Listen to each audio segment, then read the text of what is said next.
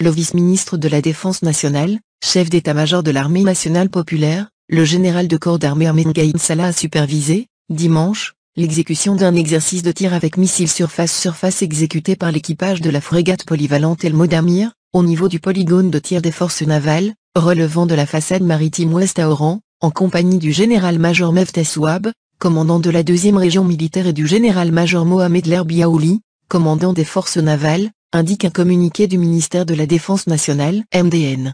Monsieur le général de corps d'armée a souligné que l'exécution en permanence de ces exercices est la seule démarche qui aboutit à l'assimilation de l'ensemble des exigences de l'emploi correct et idéal du matériel et des équipements mis à disposition, qui représentent des opportunités qui permettent de superviser de près le déroulement de ce genre d'exercice et d'établir une évaluation initiale des résultats obtenus qu'il considère parfaitement conformes aux attentes. L'acquisition des facteurs de force et le renforcement des fondements de la disponibilité opérationnelle de nos forces navales exigent leur dotation en ce genre de bâtiments de guerre de haute technologie et de capacité de combat confirmée. Ceci nécessite inévitablement de réunir tous les éléments ayant trait à l'emploi correct de ces bâtiments pour tirer profit de leurs services et qualités opérationnelles et de combat. Ce sont des qualités qui procurent, assurément, une valeur ajoutée de qualité pour nos forces navales et pour son corps de bataille, et ce, dans l'accomplissement approprié et déterminé de leur mission.